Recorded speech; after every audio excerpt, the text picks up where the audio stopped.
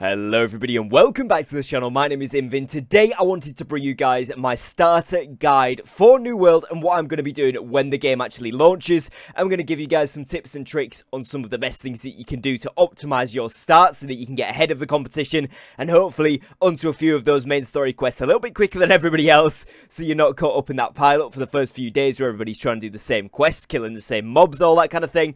I'm going to go over some of the best weapons that you can use for starting and why they're good. I'm going to go over some leveling up tips so that you can get leveled up nice and quickly at the start if you're wanting to power level, and I'm also going to go over some of my most useful resources that I have found to date that I'm using during New World. I'm not affiliated with any of these sources, but they are just really good information that people have put together from the New World community, so I'm going to share those on screen with you guys and give you a link in the description as well. Without further ado, let's jump into the video here. So before we fully jump in, I just wanted to cover the fact that I am going to be posting content as soon as this game comes out. I'm going to be covering guides and everything to do with New World, so all of the dungeons, every different skill, every different weapon, literally everything in terms of a guide form, as well as lots of other content surrounding the game. So if there is anything specific you would like to see me focus on when the game drops, leave that down below in the comments. If there's anything you'd find useful in the first few days or first week of the game being out, let me know and I can focus on that. And other than that, we're just going to be covering everything in content. In terms of today's video, first of all here, I want to start off with my starting weapons. I think this is going to be a lot of people's first question in terms of what should I start off with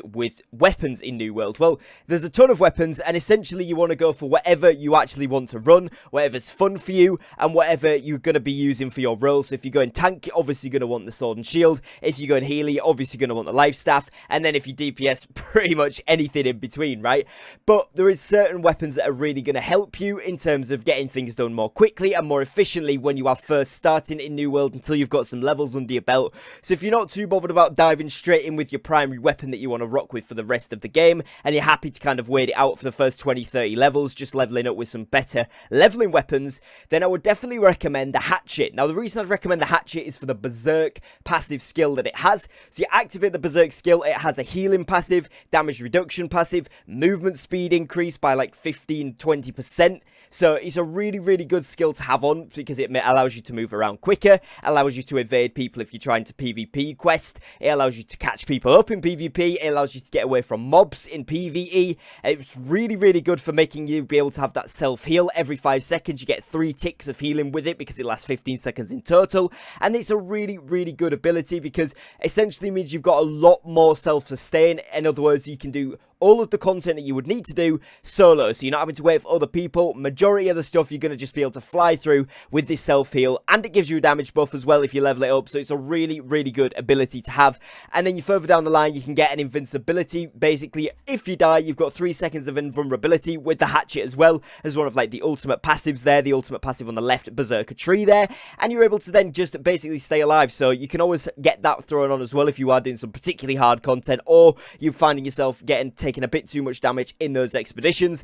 Throw that one on, it's going to give you an extra chance to potion up, to heal up, food, whatever, and stay alive for a little bit longer, so it's a really nice addition. Now the other weapon I'm going to be focusing on right off the bat is going to be the Great Axe, and this is mainly for movement abilities. Obviously it has the big flying ability where you run forward with the Great Axe and you've got a decent amount of mobility out of that, so that again can be for an engage, a disengage, or reposition, whatever, or it can just be literally for moving around the towns, settlements, whatever, and just getting from place to place a lot quicker. On top of this, you've got some nice CC in terms of the gravity well on the Great Axe. This does a ton of damage in PvE and PvP, so whichever your focus is going to be a really good ability. Kind of drags people or mobs into the middle and makes them stand there for a while, which is super useful. And then you've got obviously the ability I usually go for Execute. This does a ton of damage when they're low HP and can heal you for a little bit of HP when you level it up as well. Really good ability. So totally up to you what you want to go for there, but those are going to be my 2 starting weapons. I would also recommend the Fire Staff in terms of movement because that's got a great mobility as well. If you want to be a mage instead of a melee character, then swap over to the Fire Staff rather than the Great Axe there, and it should do you pretty well. So when you are leveling up in a turn and when you first jump in, there's certain things that you can do that make you go a lot faster. Now certain movement abilities, like I mentioned there, the Great Axe and the Hatchet have some really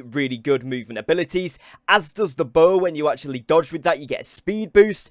make sure you know how to cancel roll as well. So obviously you'll need to be in the light armor category in order to be able to do this, because obviously that's where you get the roll from. But when you do actually have the roll ability, so you're in that light category, you can cancel your roll animation by at the end of the roll or coming towards the end of it, swapping weapons, and it pulls you straight back out of it instead of having to do the full animation there. And basically it just means that you can scoot along the floor a lot quicker when you do have those rolls up from stamina, and it's a really quick way to get around the map, as well as pairing this with all of the other abilities like I mentioned before. You can get around very quickly, which really helps with the leveling up process. Now another thing that I would recommend is to optimize your travel time, and one way of doing this in the beta, and I'm assuming is going to be the same, fingers crossed, for open full release, is actually when you respawn. So going into the game menu and clicking on the respawn button when you're out in the wild, you've completed a quest, as long as it's not a PvP quest, obviously, because you will fail that if you do then respawn, because every time you die you lose those quests. But if it's just a regular story, main story, or PvE faction mission, once you've completed the quest, you can click the respawn button. That takes you back to the nearest town. Obviously this does do a bit of durability damage, so try and stockpile a few repair parts and some gold so that you can do this very often. But with the low level armors, particularly up until around level 40, you're going to be swapping those out very regularly anyway, so it wouldn't matter too much, and this does speed up your time in game tremendously. It means that you're not having to travel there and then run back. Sometimes it's good to do that if you're trying to level up crafting and gathering skills as well, because obviously there's a lot of stuff on the way, right? We all know that New World loves to distract us,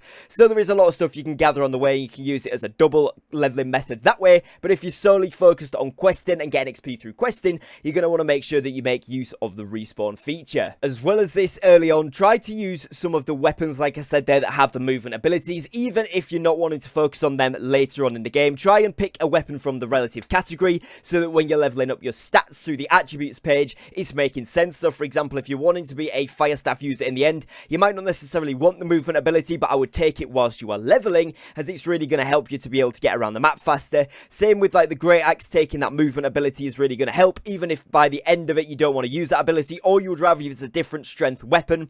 Just while you're trying to power through those early levels particularly, that extra speed boost is going to be very useful. Now obviously I would recommend respecing for PvP and specifically, or expeditions, or even maybe going to do the 50v50 settlement wars, because you're not really going to need the movement abilities necessarily, although some builds do, don't quote me on it fully, but generally you're going to want to respec for those. But that's a completely different story, and essentially for leveling fast you want to make sure you got the fastest options available. Now a bonus little tip here is make sure that you don't get trapped in with the town bod quests that really take a lot of time. Things like fishing takes quite a long time unless you've done it for leisure, you enjoy doing it, or you've just done a ton of fishing to level it up for an extra skill level.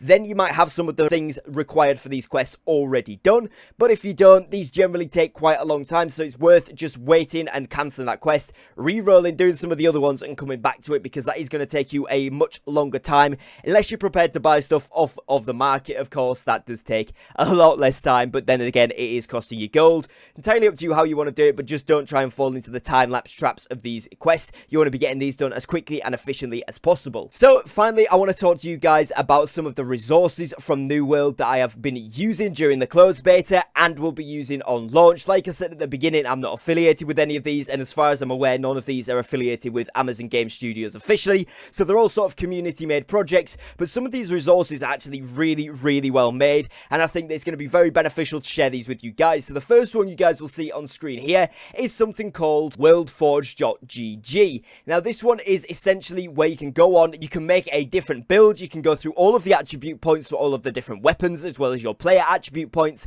and you can go through all of the abilities, see what they do, plan a build ahead of time that you want to ultimately aim towards, or plan a quick build for that leveling phase, like I said before, making sure you've got those movement abilities mixed in. You can go ahead and pre-plan all of this. The UI and interface on this website is really cool. It looks very New World-esque. They've done a fantastic job, and it works really well. All of the information that you need is on that website. Like I said there, they've got the attribute stuff as well. Then you can also go on to the item affixes and see what you can get through different items, which type of armor you want to be getting. If you want a strength stat with constitution or a focus stat with intelligence, it will tell you which type of armors you want to be getting, so berserkers, guardian, etc.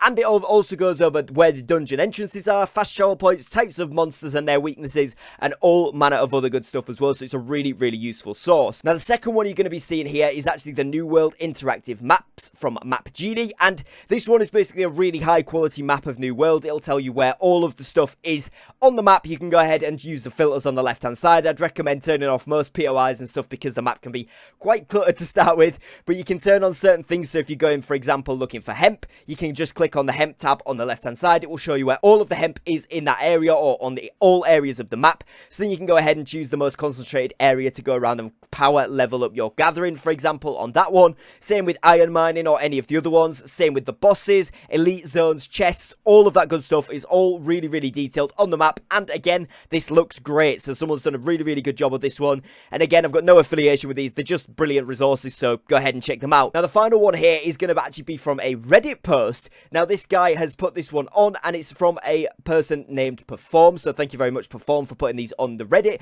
And it's essentially just some quick tab lists. And what you will get is when you click into one of these, it'll be, for example, New World Constitution. And it tells you all the Constitution-based weapons, armors, foods, gems, all of the different threshold bonuses for the attributes, and it just tells you literally everything, the bonuses against certain mobs, which mobs it's not so good against, all of that different stuff. And it's super, super useful. There's one for Constitution, one for Strength, one for Focus, one for Dexterity, and one for Intelligence. So whichever stat that you want to focus on and whichever weapon you want to go with, there's something for you on these guides. So again, I'll leave that post linked in the description, as I will with all of the other resources. So if you want to go through and check all of these out at your own time and pace, then feel free to use them. Again, I don't own any of them, but they're all really, really good resources, so feel free to make use of those for the upcoming launch of the game. Now, hopefully you guys have found this video useful and informative. If you have, please do leave a like on the video down below, as it really, really does help me out. If you're excited for New World and can't wait to see more and more content on the game, especially when launch drops, then make sure you drop a subscribe to the channel with the notification bell on so that you don't miss an upload.